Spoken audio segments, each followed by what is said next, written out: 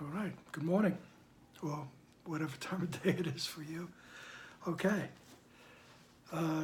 this is the 14th session, all right? I think I keep count for myself, really, and for my own records.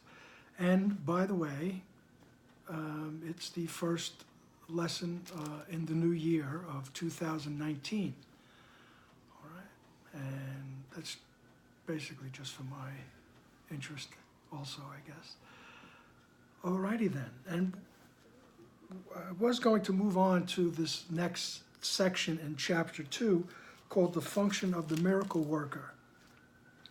But I've decided just to lift one sentence out of that section because we'll see how other ideas repeat. All the other ideas repeat again in the next section. Okay? And this outstanding sentence that I was taking is, it's in paragraph 5 on page 25, right at the bottom of the page. It says, the sole responsibility of the miracle worker is to accept the atonement for himself. Right? Now, we use the term miracle worker. It's anyone who decides to connect to the right mind. Right? Remember, in the course we use these terms, the right mind. Right? That part of the mind that remembers who and what exactly you really are. That part of the mind that remembers its connection to its source.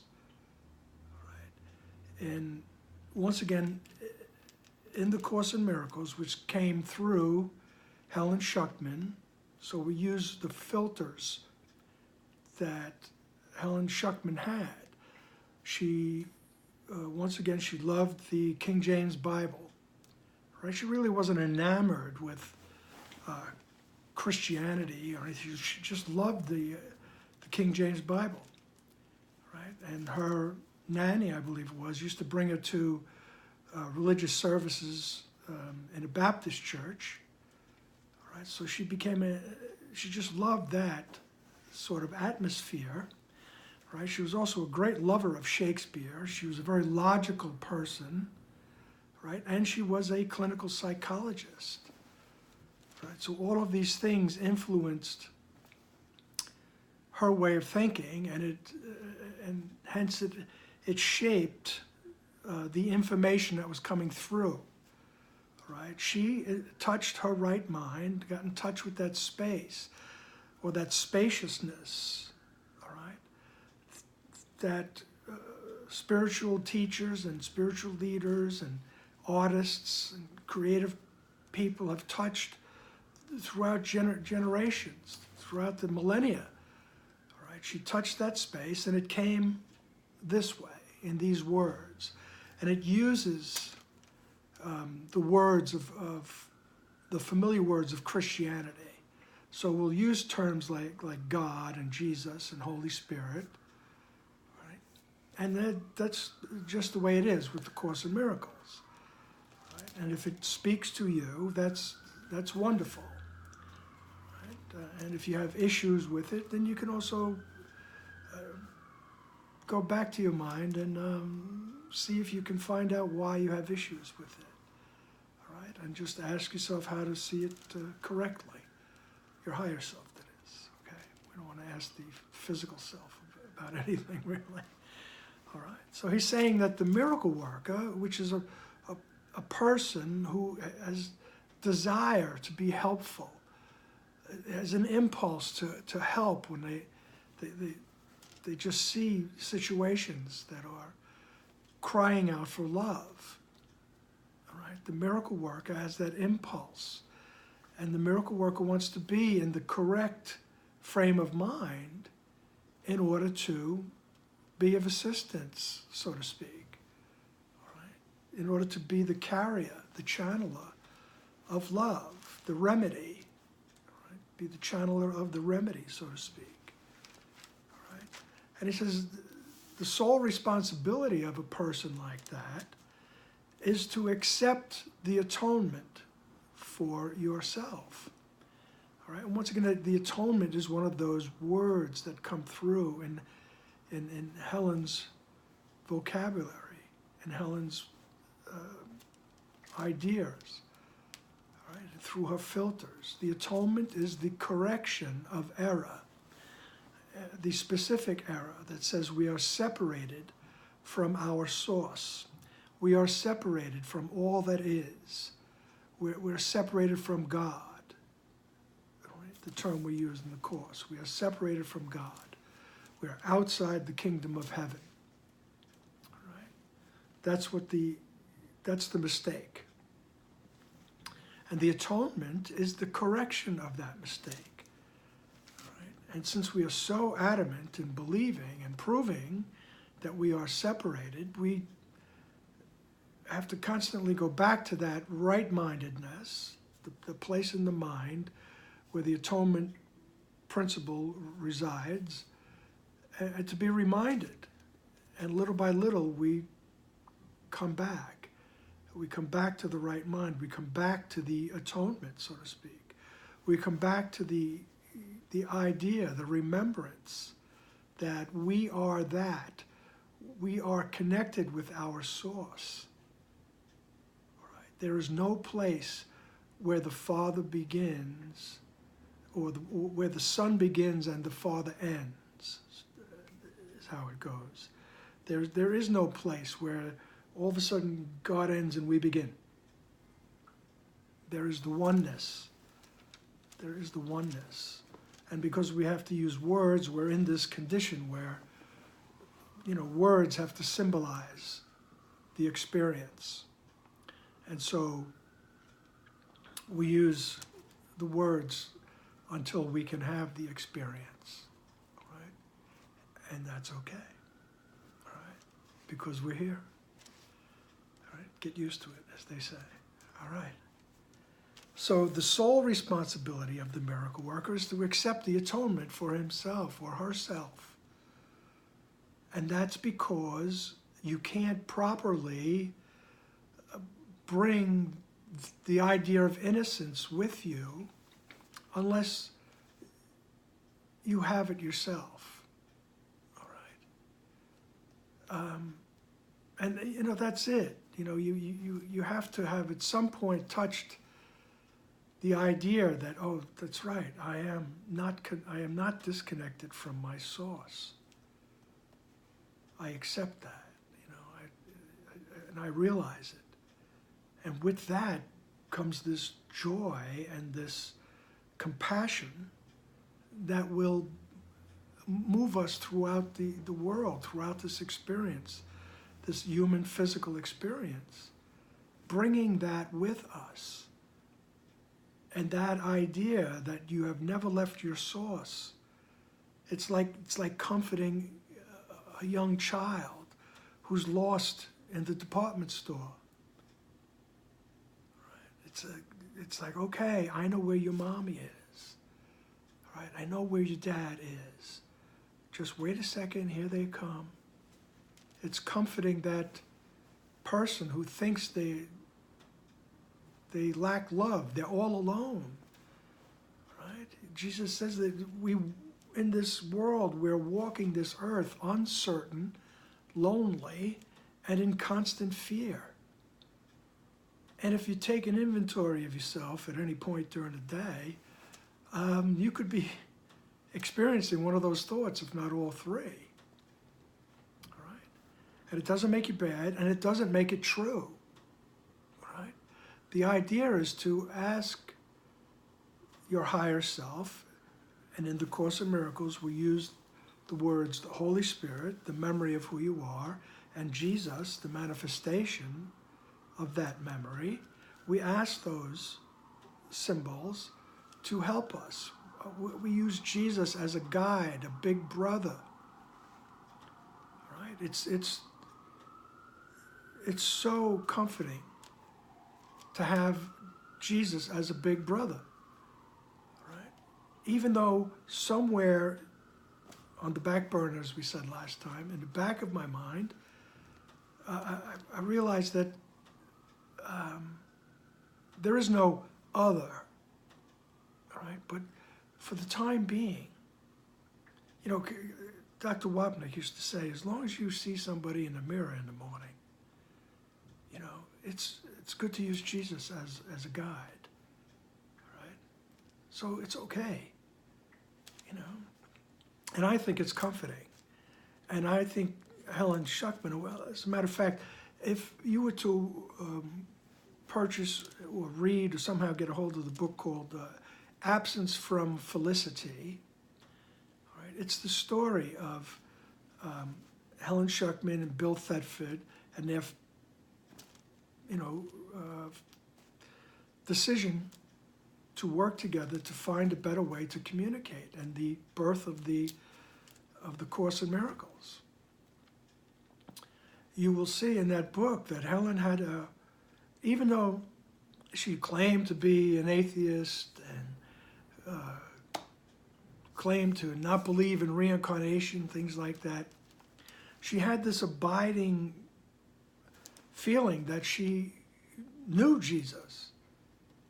Right? That's why she was comfortable with the inner voice that was dictating this material, so to speak, identified itself as Jesus. She was comfortable with that. She saw Jesus as a friend she could even argue with, which she often did. All right? And it was just a wonderful relationship. So, you know, just realizing, you know, studying the Course in Miracles, these are the things that we accept as students of A Course in Miracles. Okay? Okay. So the atonement is the idea that you are still at home in God, with God, right? You're one with God, the source of all that is, right? And this is, the rest of this stuff is the dream, as we say in the Course. And Jesus will also refer to it as an illusion. All right? And sometimes he gets a little psychological about it and refers to it as hallucination. All right? But don't be afraid of that. It's just very interesting, and the intellectual understanding of it helps, all right, with the acceptance. It's not 100% necessary, but it helps. Okay? So, he says, the sole responsibility of the miracle worker, the person that wants to help, the sole responsibility is to accept the fact that you are at home in God, that you are innocent, right? In reality, you are totally innocent, right? You know, Jesus would say, in time, of course, we've all done things, you know, so you run a red light. Well, you're guilty of breaking the law. You said something nasty to somebody. Well, you feel guilty about that. This is all in the course of time and space. And these things can be looked at correctly. So the guilt can be erased. Right? But in reality, the true reality, we are totally innocent. Right? Nothing has been done. No sin has been performed. Right? So there really is no original sin. Okay? I don't know why, but I'm thinking of the line from the Bob Dylan song. It said, "Look out, kid, it's something you did. God knows when, but you're doing it again." All right? And that's the feeling sometimes. I don't know what it is, but I feel this free-floating guilt and anxiety. All right? That's a good time to go back to the atonement principle in your mind that reminds us everything's okay. You never left God. God is not angry with you. So, it's the sole responsibility of the miracle worker is to accept the atonement for yourself. Okay? And to end that section, he says in paragraph 18 on page 28, he says, you could do much on behalf of your own healing and that of others if, in a situation calling for help, you think of it this way. And he says here, I am only here to be truly helpful. I am here to represent him who sent me. I do not have to worry about what to say or what to do, because he who sent me will direct me. I am content to be wherever he wishes, knowing he goes there with me. I will be healed as I let him teach me to heal. And the healing is always fundamentally the healing of the split mind. The mind that entertained that tiny mad idea that said, maybe I could be on my own. Maybe I could be separate from the mind that thought me. Maybe I could be separate from God. And then it was like, oh no, what did I do? Because the mind is that powerful. But he says, in situations, any situation that we're reacting to, he says, remember, it's helpful to remember that. I'm only here to be truly helpful. Right? I'm here to represent all that is. All right? Think of that. I really want to represent that. All right? That's just like, to me, that's just like St. Francis saying, Lord, make me an instrument of your peace. Right? I'm here to represent. All right? I'm here to represent you. Right? And remind yourself, I don't have to worry about what to say or what to do, because I will be guided. If I need a word, it will be given to me. If I need to do something, I'll have an idea that will say, all right, this is what I'm going to do. All right, because in this experience here, we need to do things on occasion. Okay? All right, and to remind ourselves, I am content to be wherever he wishes, knowing he goes there with me. Right? My companions, my God, Holy Spirit, Jesus, they go there with me. And I'm happy to be wherever I am. Right? Because I'm representing. I'm going there with them. They're going with me. Okay? And it's just a feeling of complete safety, and I'm glad to be there. Right? You know, don't be foolish. And, you know, as Ken Warry say, be normal. Okay? You don't go into places where you're liable to be hurt. All right? Thinking that I'm invulnerable. Okay? This is still the human condition. All right? So be normal. Just be willing to help when the situation is crying out for love. All right? And I will be healed as I let them teach me to heal. We'll say over and over again in the Course that the giving and receiving are simultaneous. If I'm here to be a channel of the truth, a channel of love, a channel of healing the split mind, it's as it's happening, as it's going forward, it's happening for me. It's being reinforced in me. All right? So I'm just happy to be there. All right? I'm only here to be truly helpful. Okay? And that brings that section to a close. And so I'm going to go right ahead with section 6 on page 28 in chapter 2. All right? And it's called Fear and Conflict. Right? Now Jesus is going to talk about fear, and fear comes from believing that I'm separated from God. It's automatic. Okay? So let's hear what Jesus has to say, okay? Fear and conflict. Being afraid seems to be involuntary, something beyond your own control. Yet I have said already that only constructive acts should be involuntary.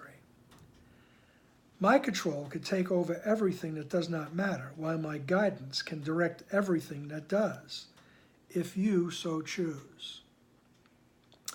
Fear cannot be controlled by me, but it can be self-controlled.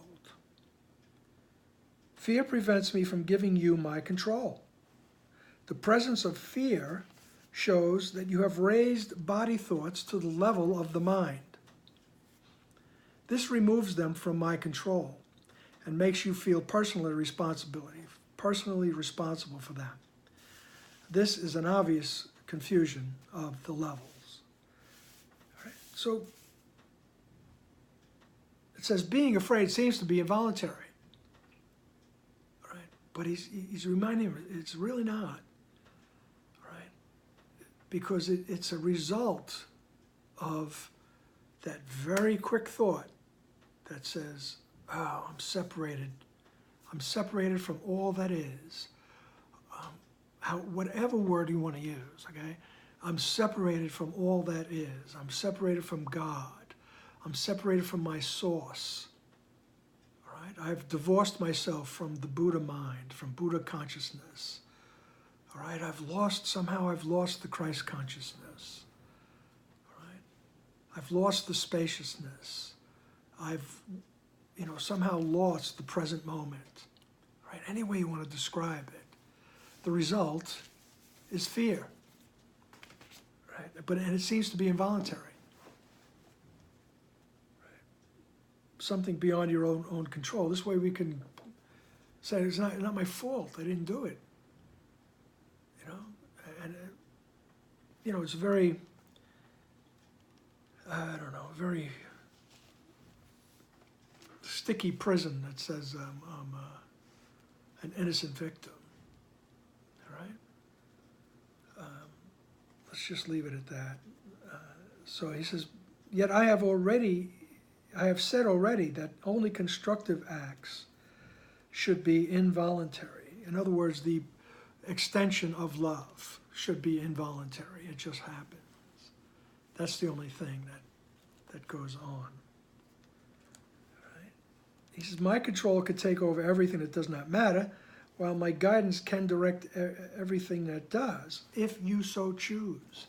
See, that's the key thing. It's the choice. If I am fearful, I can eventually recognize it, right, and admit it and say, okay, but I know there's a way out. That's the wonderful thing. I know there's a way out. I can go back to that wonderful place in my mind and ask for a reinterpretation of the situation. Or just connect, however briefly, with that part of your mind that reminds you you're okay. All right? You're still connected with God. All right? At one point later on, there's a very beautiful line that Jesus has. It says, if it helps you, right, in these moments of fear, right, later on Jesus will say when there's, dark clouds around you, right, or you feel all alone in that supermarket, as the song used to say. Jesus says, imagine yourself holding my hand. Imagine yourself holding my hand, and I assure you, this will be no idle fantasy. Right? That's a very powerful thing to think of. It's a very powerful thing to realize. Right? Here's your higher self. Right? Here is your perfected self telling you, hold my hand. Here's your big brother saying, hold my hand. Right? Imagine yourself holding it. And I'm telling you, this is not just a dream. This is not just a fantasy. All right? You will be in touch with me. Right? And when we are in touch with that, fear cannot exist. Right? And, sometimes people say, yeah, well, I tried that, it didn't work. It's because of we also have a fear of being released from the ego thought system. Right? We think we're going to be destroyed. And so many spiritual teachers will tell you that thoughts come in so quickly. Right? I think at one point Deepak Chopra said you have 10,000 a day. I don't know how they measure that stuff, but, do the math. That's a lot of thoughts per second even. So you can't keep track of every one of them, but there's reactions to them. Right?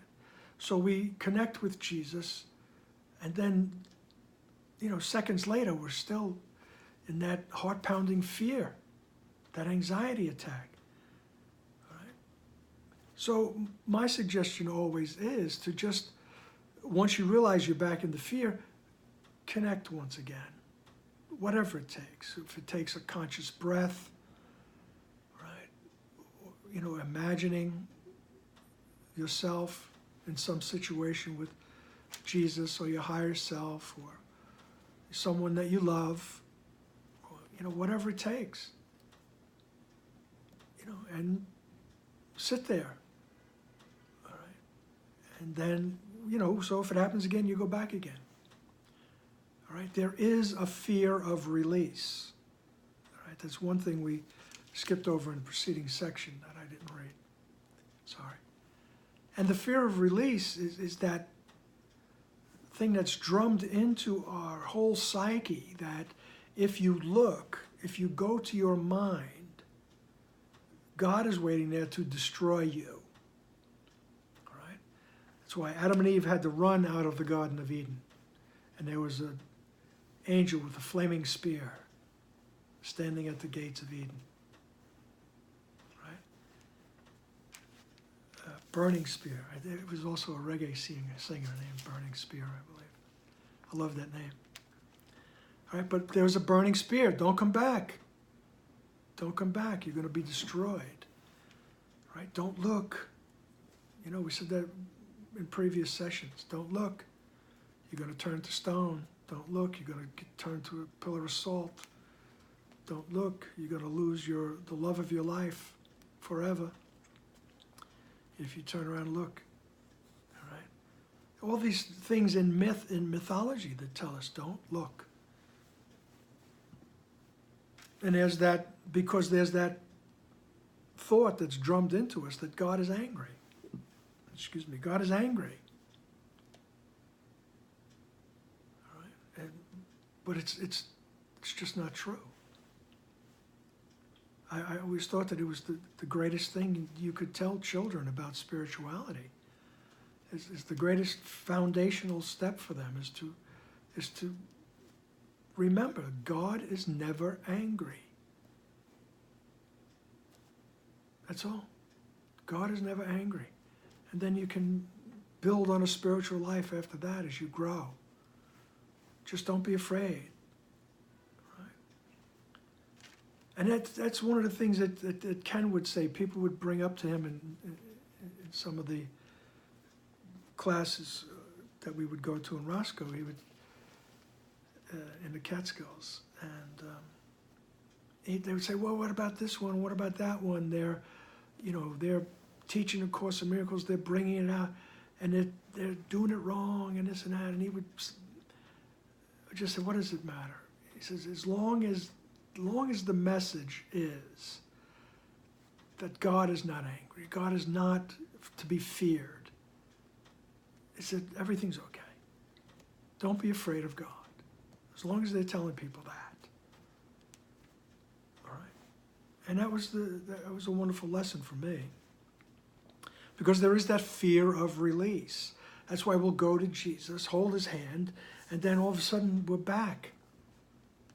Because in that moment of holding his hand, there was that thought says, "Oh, God's going to get you now." You're back there. You're back there. God's going to judge you, right? Are you a sheep or a goat? All right? Are you on the left hand or the right hand? Okay. So just keep practicing going to the right mind, to where fear does not exist. Okay? So he says in sentence 5, paragraph 1, fear prevents me from giving you my control. The presence of fear shows that you have raised the body thoughts to the level of the mind. Like you think your body's going to be destroyed. Right? And he says, now you're mixing up the body and the mind, and everything is messed up. He goes, this removes them from my control and makes you feel personally responsible for them. And he says, this is an obvious confusion of levels. I do not foster level confusion. Right? Jesus is telling you, I'm not here to confuse you. I'm here to help you settle down. Okay? Because you must choose to correct it. Right? You must choose to correct this confusion that goes on. Right? You would not excuse insane behavior on your part by saying you could not help it. Right? Why would you condone insane thinking? There is a confusion here that you would do well to look at clearly. You may well believe that you are responsible for what you do, but not for what you think. The truth is that you are responsible for what you think, because it is only at this level that you can exercise choice. Right? It says only in the thinking level can you exercise choice.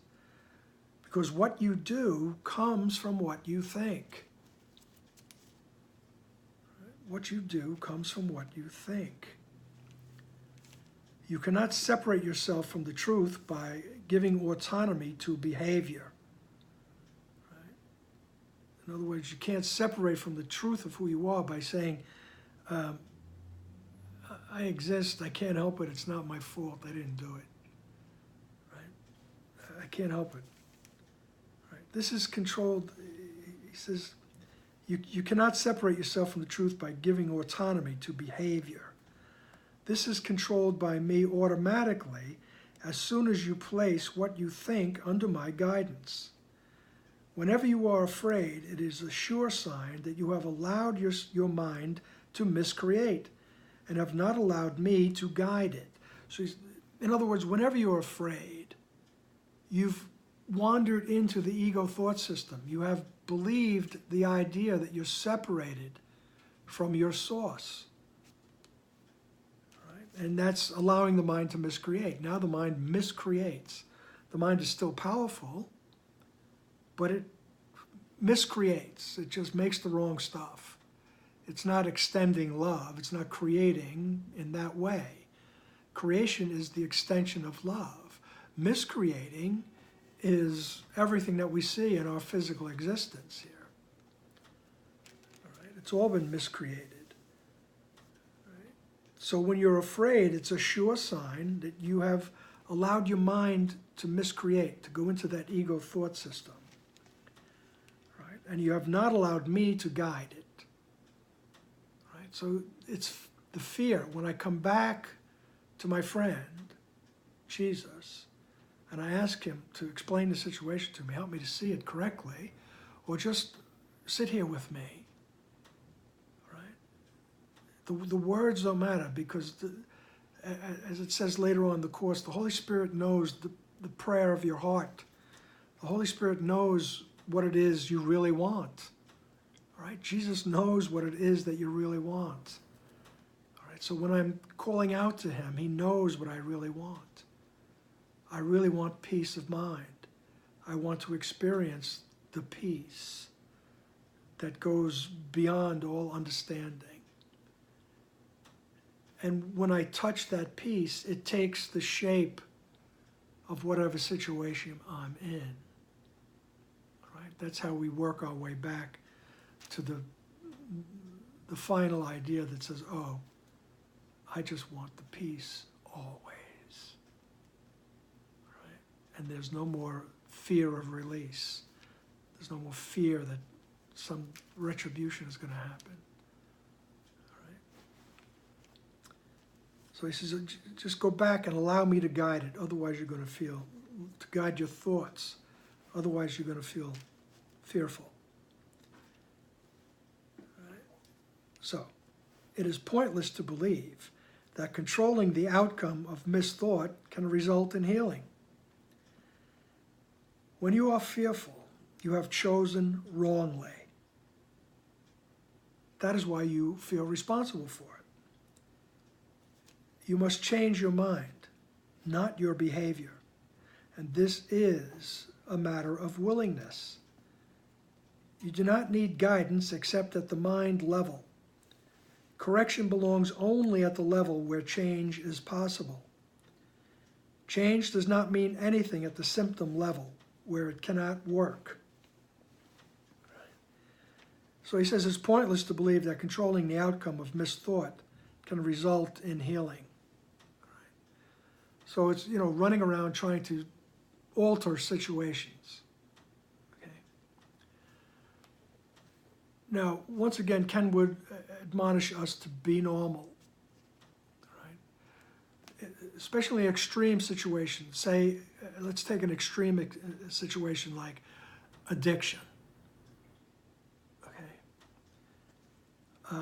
Yes, it's true that if I went to that holy place, that right-mindedness, and connected with Jesus, right, I could be healed mentally and then no longer need to go to whatever I'm addicted to. However, those experiences are quite rare, all right? I believe even in the 12-step program, the original 12-step program, AA, it would be referred to as a white light moment. Bill Wilson had a white light moment.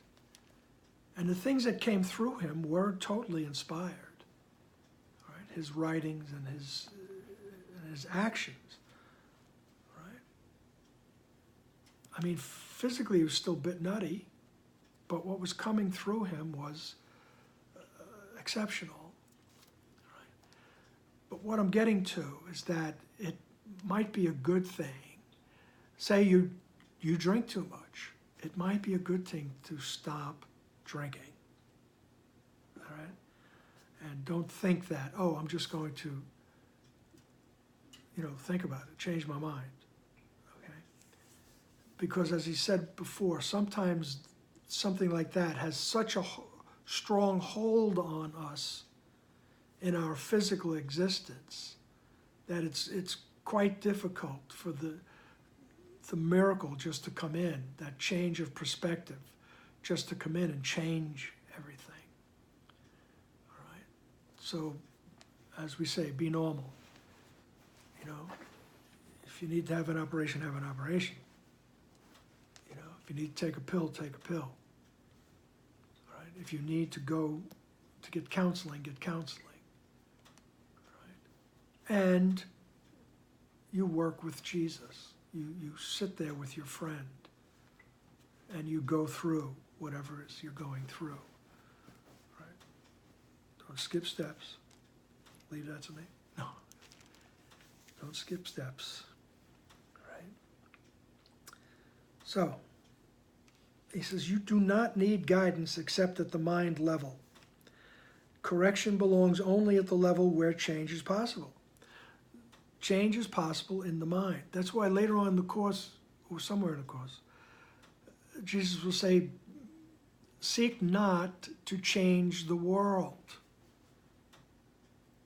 Seek to change your mind about the world. Right? In other words, seek to have your interpretation of what's going on in front of you. Seek to have that changed. Right? Look to have your mind changed. Look for that miracle that changes your perspective. that changes your interpretation of the world. All right? And when we get to that place where we change our perspective, our interpretations of what it is that's happening in front of me, that change in perspective will bring about an understanding and a compassion and a unique form of forgiveness, a true forgiveness, which means that you are not judging, you're understanding. You're not projecting guilt in any way. You're understanding, and you're providing the love that's believed to be lacking. All right? So correction belongs at the level where change is possible. All right? That's at the thinking level. Okay. Paragraph 4. The correction of fear is your responsibility. When you ask for a release from fear, you are implying that it is not. You should ask instead for help in the conditions that have brought the fear about. The conditions always entail a willingness to be separate. At that level, you can help it. You are much too tolerant of mind wandering and are passively condoning your mind's miscreations. The particular result does not matter, but the fundamental error does. The correction is always the same. Before you choose to do anything, ask me if your choice is in accord with mine. If you are sure that it is, there will be no fear. This is a wonderful paragraph. I mean, it just, as we say, all the themes will be restated over and over again. And this is one instance where it's restated very beautifully. All right? When he asks, don't ask me to remove the fear, because I can't do that, because you chose it. All right? I can't just walk in and flick a switch. That would be denigrating, abolishing the power of your mind. All right? The correction of fear is your responsibility. When you ask for a release from fear, you're implying that it's not. You say, oh, please, take this fear from me. All right? He said, you should ask instead for help in the conditions that have brought the fear about. Now, what are those conditions? What brought the fear about was the belief in separation. What brought the fear about was the belief that I separated from my source. I separated from God. I separated from the oneness. All right? I separated from all that is. All right? I denied my Christhood. I denied my Buddha nature. All those things, saying the same thing. All right? That's what brings the fear about. Oh, I'm not at home with God. Oh my God, that means I better be looking over my shoulder. All right? Okay. So ask me. All right? These conditions always entail a willingness to be separate. Right? So ask me for help with the conditions that led to the fear. Ask me for help with the condition of the belief in separation. Help me repair that belief. Help me get rid of that. All right? Because these conditions always entail a willingness to be separate. At that willingness level, he says, you can. At that level, you can help it. All right? Excuse me. And this is one of the famous lines from the Course. Students always remember it, those who study the Course, where Jesus tells Helen, and through Helen and Bill, telling us you're much too tolerant of mind wandering. You're just tolerant of going back into that ego thought system. And by so doing, you're passively condoning your mind's miscreations. You're allowing it to happen.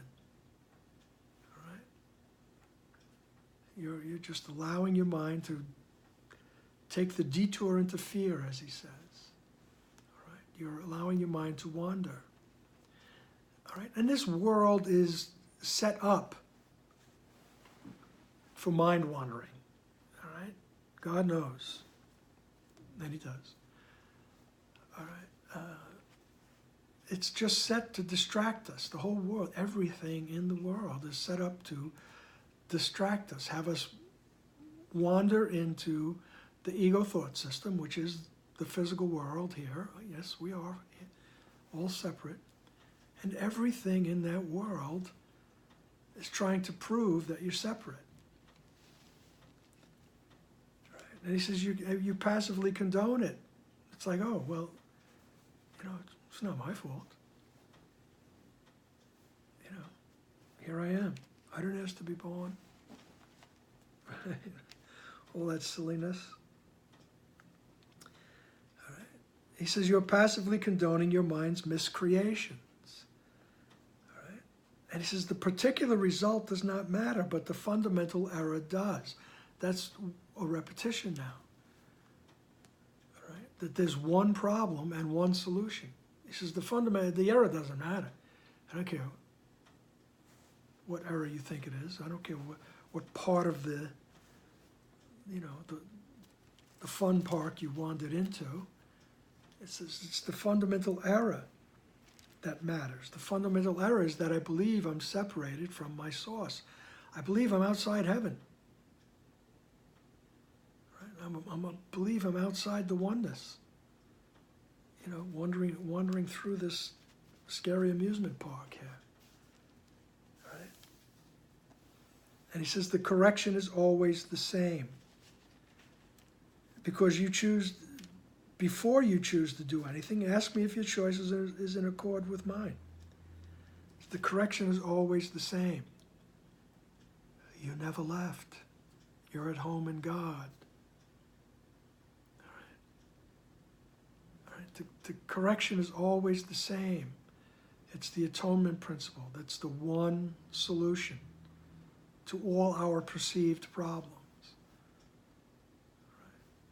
You never left heaven. You never left the mind that conceived of you. You never left the mind that extended, and there you were. And that's the solution. Right? So, then he says, so ask me if your choice is in accord with mine before you do anything. All right? Before you even open your eyes in the morning. Say, hey, could you guide me? Could you hold my hand? Could you walk me through the day? And then by the time you make it to the bathroom, you're going to ask him again because you forgot. All right, that's what he means. So before I open my eyes, I realize I'm waking up, and I go, oh, Jesus, guide me through this day. Help me to see things correctly. Be my teacher. All right, and then I get out of bed, I put my feet on the floor, I stand up, and next thing you know, my mind is wandering from that thought, right, into the thoughts of the ego world, this bizarre amusement park. So all of a sudden, I'm just up out of bed and I'm walking. I go, oh wow, my legs are stiff. Oh, my neck hurts. Oh, I got to do this. I got to do that. All right, whatever. So my mind has wandered already into the amusement park. Right? So he says, you're just too tolerant of that. Right? You allow it to happen. So bring your mind back. Say, okay, Jesus, help me to, help me to see things correctly. It's just a matter of, realigning yourself as often as you can until the alignment is always there. All right, that's the practice. And I think that's what a man like Thich Nhat Hanh would call mindfulness. Just be mindful, right? Oh, I'm eating a piece of toast, right? And, there are, flowers outside the window as I'm eating my toast. And there are, my beautiful cat, Dixie Star, is walking past as I'm eating my toast, trying to get my attention, of course. But that's being mindful, being present, all right? And it's the same as asking Jesus, hold my hand while I eat my breakfast. Sit with me at the table. All right, so we keep bringing ourselves back, And by the way, when Jean is home, Dixie wants her attention more. She loves Jean. Okay, and she loves me too, I know that. We have a thing, okay? So, I just wandered into the amusement park there. All righty then. So ask me before you do something. Just check in, say, be my guide, Jesus. Help me be helpful. Help me be a conduit of peace. All right? So, there will be no fear if you do that, he says. Fear is always a sign of strain, in paragraph 5. Arising whenever what you want conflicts, let's start again. Fear is always a sign of strain, arising whenever what you want conflicts with what you do. This situation arises in two ways. First, you can choose to do conflicting things, either simultaneously or successively. This produces conflicted behavior, which is intolerable to you, because the part of the mind that wants to do something else is outraged. Second, you can behave as you think you should, but without entirely wanting to do so. All right? This produces consistent behavior, but entails great strain. In both cases, the mind and the behavior are out of accord, resulting in a situation in which you are doing what you do not wholly want to do. This arouses a sense of coercion that usually produces rage, and projection is likely to follow. Whenever there is fear, it is because you have not made up your mind. Your mind is therefore split, and your behavior inevitably becomes erratic. Correcting at the behavioral level can shift the error from the first to the second type, but will not obliterate the fear. It's just, in so many words, it's just repeating the idea. Come back to the right mind. All right, just come back to the right mind before you do anything. All right, and if you're fearful or if you feel like you're straining, stop for a moment and ask, come back to me. All right? If you feel like you're straining in any way, all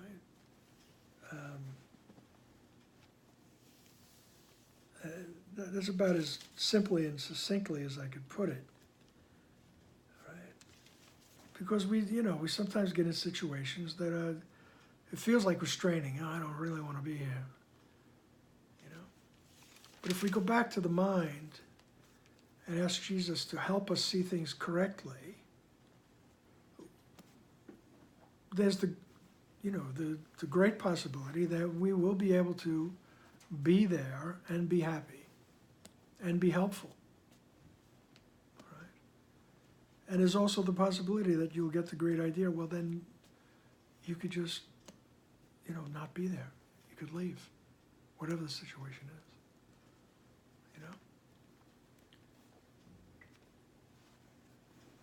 Alrighty then. So, in paragraph 6, it is possible to reach a state in which you bring your mind under my guidance without conscious effort. That's what we're striving for. But this implies a willingness that you have not developed yet. All right? Remember, he's even telling this to Helen first. All right? And this would most likely insult her. All right? But it's just the straight out truth. All right, we're at the beginning of our spiritual education. Okay? And like we said in the beginning of the video here, this is January 2019, so the holidays just passed. And I believe it was Ram Dass who said, if you want to check on your spiritual progress, spend a weekend with your family. And this is basically what Jesus is saying here. It's possible to reach a state in which you bring your mind under my guidance, right, without conscious effort. But this implies a willingness that you have not developed as yet. The Holy Spirit cannot ask more than you are willing to do. You can't be forced. The strength to do comes from your undivided decision. There is no strain in doing God's will as soon as you recognize that it is your own. The lesson here is quite simple, but particularly apt to be overlooked. I will therefore repeat it, urging you to listen. Only your mind can produce fear. It does so whenever it is conflicted in what it wants, producing inevitable strain by wanting and doing, when wanting and doing are discordant. This can be corrected only by accepting a unified goal. The unified goal will be peace, peace of mind.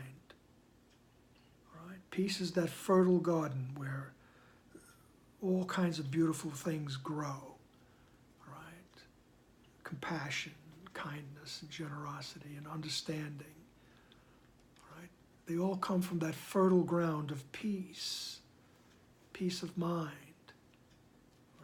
And I just love the way Jesus puts these things here. The lesson here is quite simple, but particularly apt to be overlooked. All right? He says, I will therefore repeat it, urging you to listen. All right? And here's the lesson. Only your mind can produce fear. All right? It does so whenever it is conflicted in what it wants, producing inevitable strain because wanting and doing are discordant. This can be corrected only by accepting a unified goal. And the unified goal is, what is it that I really want? Right? And you can think about that. You can think about it any time during your day. It's such a powerful question. What is it that I want? And later on, Jesus will say, I know what you really want. All right? The Holy Spirit knows what you really want. All right? Because what it is that we really want, everyone that we see, everyone that we can imagine, what they really want is peace of mind. That would change the whole dream, all right? And that would bring the dream to a beautiful close. And later on in your study of the Course, there's a question, and I believe it's in the book that's called the Manual for Teachers. And Jesus says, anybody, the teacher is anybody who wants to be one, okay? And that means to be the representative, all right? It's not about going around telling people and speechifying, all right? And he says, how will the world end? All right? And one of the answers is, the world will end in laughter, because it is a place of tears. All right? So what everybody really wants is that peace of mind that brings about the understanding of what really is. And therefore, looking at the dream and just giggling. Well, that was something, wasn't it? And the world ends in that little giggle with a great laughter. All right? And that's what everybody really wants. Right? So he urges us to listen. Only your mind can produce fear. Only my decision to believe that I'm separated from all that is, only that decision to believe that can produce fear. And that's where the correction lies. That's the only place where it can be corrected. Right? Oh, I'm afraid of the dark. Well, turn the light on. That's temporary. All right? That doesn't last long. Because sooner or later it gets dark again, somewhere. All right? The only place where the fear can be corrected is in that choice to believe I'm separated. All right? So he says everything can be, the fear can be corrected only by accepting a unified goal. And the unified goal is all I want is peace. All right? The first corrective state in undoing the error is to know first that the conflict is an expression of fear. Say to yourself that you must somehow have chosen not to love, or the fear could not have risen. Then the whole process of correction becomes nothing more than a series of pragmatic steps in the larger process of accepting the atonement as the remedy. These steps may be summarized in this way. Okay? And so he gives us little steps. Right? Because the first thing is, know first that this is fear.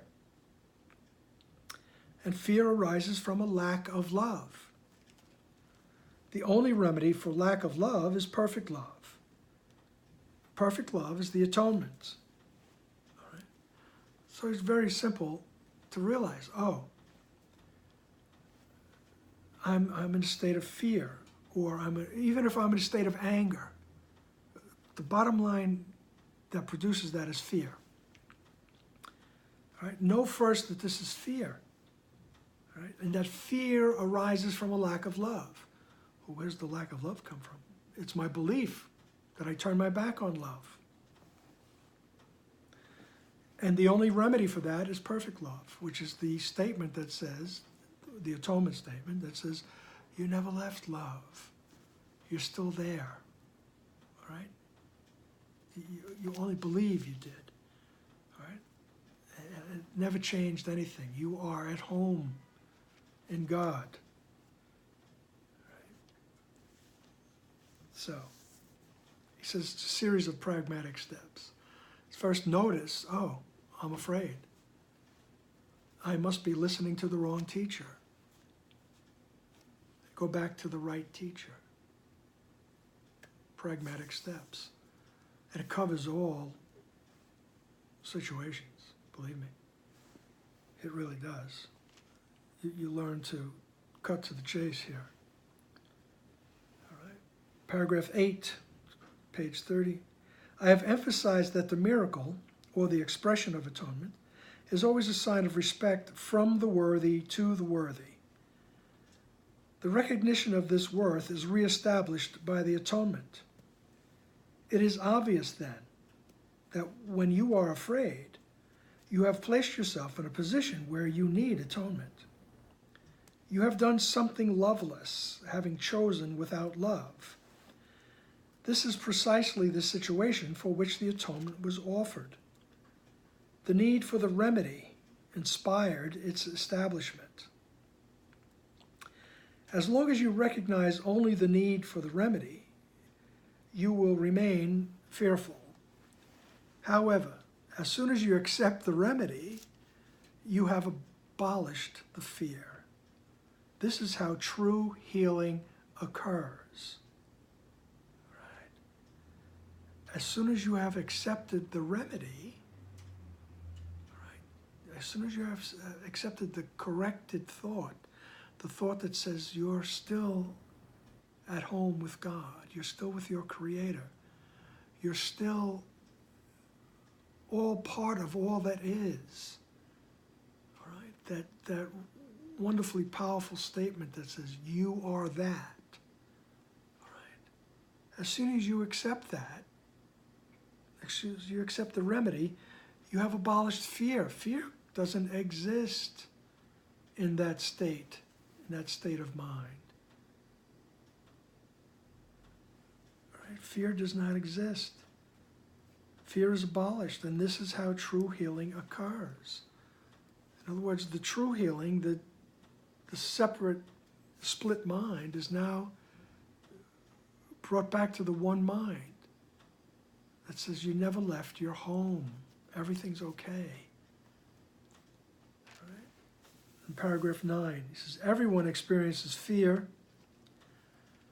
yet it would take very little right thinking to realize why fear occurs. Few appreciate the real power of the mind, and no one remains fully aware of it all the time. However, if you hope to spare yourself from fear, there are some things you must realize, and realize fully. The mind is very powerful and never loses its creative force. Right? He says you have to realize that. The mind is very powerful and never loses its creative force. It never sleeps. Every instant it is creating.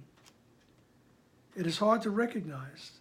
It is hard to recognize that thought and belief combine into a powerful surge that can literally move mountains. It appears at first glance that to believe such power about yourself is arrogant. But that is not the real reason you do not believe it. You prefer to believe that your thoughts cannot exert real influence because you are actually afraid of them. This may allay awareness of the guilt, but at the cost of perceiving the mind as impotent. If you believe that what you think is ineffectual, you may cease to be afraid of it, but you are hardly likely to respect it. There are no idle thoughts. All thinking produces form at some level. All thinking produces form at some level. There are no idle thoughts. There's no neutral. There's no stopping. There's no shutting the engine off. Okay? The mind is always creating. All right? And the mind is very powerful. And he says, we tend to think, oh no, that's arrogant. That's arrogant that I could, literally move mountains. That's arrogant. He says, no, you want to believe that because you don't want to take responsibility for the choice to believe you're separate, for that thought. Right? And that thought produced our experience in the physical world. That thought produces our experiences in the physical world. All right? Because the same thought is occurring right now. Right? That same choice is happening right now. And it produces form. Right? It produces the forms that we interact with. He says there are no idle thoughts. So the lesson here is that since there are no idle thoughts, right, let's be conscious of them. Right? You don't have You don't have to be conscious of every step you take as you go down the stairs. You never get down the stairs. All right? What we're saying is to bring your mind to the right mind. Right? Bring your mind to that place where the memory of who you are resides. All right? Where the truth resides. All right? And the way to be vigilant is to notice when you're afraid, or when you're angry, or when, whatever, jealous, you're desirous of something, you think something is going to make you, ecstatic and happy and joyful, and, when you're really determined to do this, that, and the other thing, bring your mind back, bring your thoughts back, and say, help me to see correctly. That's a desire for peace. That's a desire for the fertile ground. All right? That's the lesson from this section, is to bring it back. Jesus says, let me help you. Right? Let me think for you. Right? Ken's wife, Gloria, used to say, allow yourself to be thunk. All right? Okay then, let's end it here. I went a little bit longer than I had planned, but that's the way things go. All right? And so, notice when you're wandering. Notice when your mind wandering, when you've entered the bizarre, frightening, sometimes enjoyable amusement park. All right? And ask Jesus to help you see things correctly. All right. Love you. See you soon. Bye.